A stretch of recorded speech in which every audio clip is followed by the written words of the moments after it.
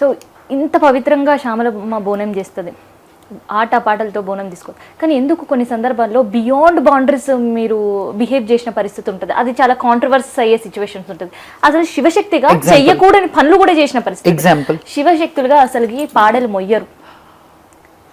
అసలు ఆ మోసిన వ్యక్తికి మీకు పచ్చగడ్డేస్తే బగ్గుమంటది. ఇద్దరు ఒక రెబల్స్ ఒక వేదిక పైన ఇద్దరు కనిపించారంటే మిగతా వాళ్ళకి గడగడ వణికిపోయే పరిస్థితి. అట్లాంటిది ఏంది బియాండ్ బౌండరీస్ చేయడం అనేది? కరెక్టే, అది కాంట్రవర్సీయా ఏందా అని నేను అనలేను. కానీ వాస్తవంగా అన్నమాట పాడే మోయడం మాత్రం శివశక్తులకి విరుద్ధం. ఇది శివశక్తులు ఎవరు చేయరది. నేను చేశాను అంటే దానికి ఒక రీజన్ నాకు చెప్తా. అది నేను సంఘానికి చెప్పగలుగుతానో లేదో, ఈ పద్ధతికి పరిస్థితికి చెప్పగలుగుతానో లేదో, నా ఆత్మకి చెప్పుకున్న ఆన్సరే మీకు చెప్తా. నాకంటే ఒక సీనియర్, మీరు అన్నారు కదా చాలా పచ్చిగడ్డేస్తే బగ్గు. ఆబ్వియస్లీ టీవీలలో అప్పుడు కాంట్రవర్సీస్, 10 ఏళ్ల క్రితం కాంట్రవర్సీస్, టీవీలలో డిబేట్లు పెట్టి మరి నన్ను విమర్శించిన వాళ్ళే మీరు అంటున్న పాడిమోసిన విషయము. అదొకటే చేశాను నేను.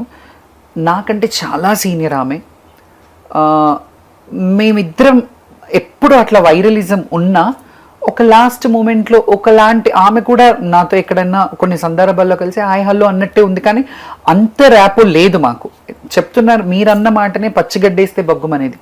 ఎప్పుడు నేను ఏ రోజు కూడా ఆమెను పెద్ద ఆవిడని గౌరవించాను, కానీ ఏ రోజు కూడా ఎవరి ముందు ఆమెని కించపరచలేదు. చాలా ఫేస్ చేసిన ఆమె వల్ల కొన్ని నన్ను అంటే ఎక్కడికి వెళ్ళినా నన్ను అవమానించడము, శివశక్తులలో అది రావద్దు, చెప్పులు దండేస్తాము, శివశక్తులు బోనం దించేస్తాము, దాన్ని కొడతా, ఇట్లాంటి మాటలు ఆమె ప్రోపగాండా చేసింది అప్పట్లో. బట్ ఏమో ఆమె ఆ రైవలిజం పెట్టుకొని చేసిందేమో అని అనుకున్నాను, కానీ ఏ రోజు కూడా నేను ఆమెని ఎదురుపడి నేను మాట్లాడలే. నేను ఒకటే చూసాను, ఆమె సీనియర్, నేను జూనియర్.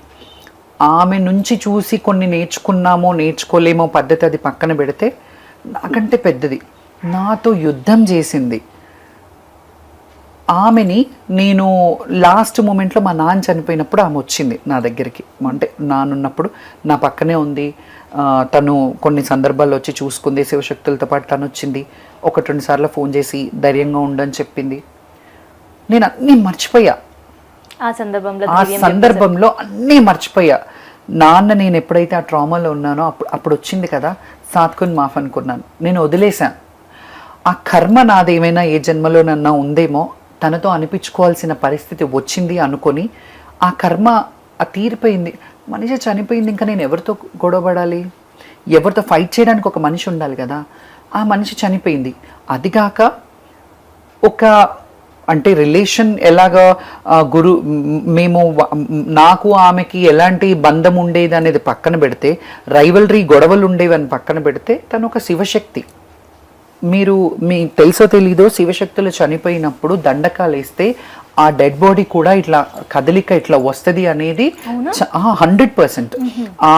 అప్పుడే వాళ్ళ మీద నుంచి ఇంకొకరి మీదకి ట్రాన్స్ఫర్ అవుతుంది అమ్మవారు. ఇప్పుడు ఒక మనిషి దేహం వదిలేశాక ఆ పటం వేస్తామన్నమాట. ఆ పటం వేసినప్పుడు ఆ పటంలో కూర్చోబెట్టినప్పుడు వాళ్ళకి ఏంటంటే డెడ్ బాడీలో కూడా ఒకలాంటి ఒక ఉలుకొచ్చేస్తుంది. అది చెప్తుంటేనే నాకు గూస్ బంప్స్ వస్తున్నాయి. ఖచ్చితంగా మీరు చూడొచ్చు, ప్రూఫ్తో సహా ఉంటుంది అక్కడ.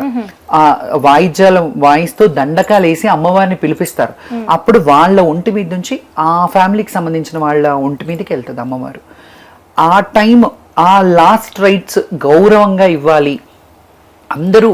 రేపు నేను కూడా పోయినప్పుడు నా శివశక్తులు ఉంటారా, దునియా ఉంటారా, ఇది అన్నీ పక్కన పెడితే ఒక హ్యూమానిటీ ఉండాలి మనలో.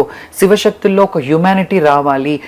నేనే దేవుడిని అనే మాటని పక్కన పెట్టుకొని, నేను దేవుడి అంశని అనుకొని మాత్రమే చేశాను. నేనే దేవుడిని అనే అహం అది పక్కకు పెట్టేసి నేను ఆ పాడ మోసాను. అసలు అది కాంట్రవర్సీ, అసలు ఎందుకు మోసింది, అట్లా మోయొద్దు, శివశక్తులు అట్లా చేయొద్దు, శివశక్తులు భ్రష్టు పట్టిస్తుంది అని అన్నారు.